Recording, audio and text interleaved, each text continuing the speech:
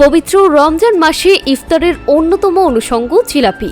কিন্তু এই জিলাপিকে মচমচে ও ক্রেতাদের কাছে আকর্ষণীয় করে তুলতে অসাধু ব্যবসায়ীরা মেশাচ্ছেন বিষাক্ত রাসায়নিক হাইড্রোসালফাইড বা হাইড্রোস নামের কাপড় কাচার এই ব্লিচিং উপাদান জনস্বাস্থ্যের জন্য মারাত্মক হুমকি হয়ে দাঁড়িয়েছে।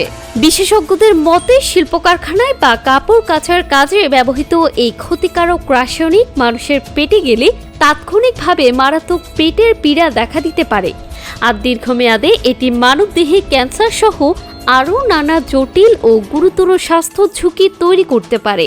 বেশি লাভের আশায় কিছু অসাধু ব্যবসায়ী সাধারণ মানুষের জীবন নিয়ে এই ভয়ঙ্কর খেলায় মেতে উঠেছেন।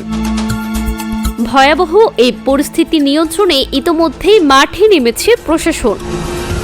বিষাক্ত রাসায়নিকের ব্যবহার বন্ধে এবং অসাধু ব্যবসায়ীদের লাগাম টানতে দেশব্যাপী ব্যাপক অভিযান ও ভ্রাম্যমাণ আদালত পরিচালনা করছে বিএসটিআই এবং জাতীয় ভোক্তা অধিকার সংরক্ষণ অধিদপ্তর।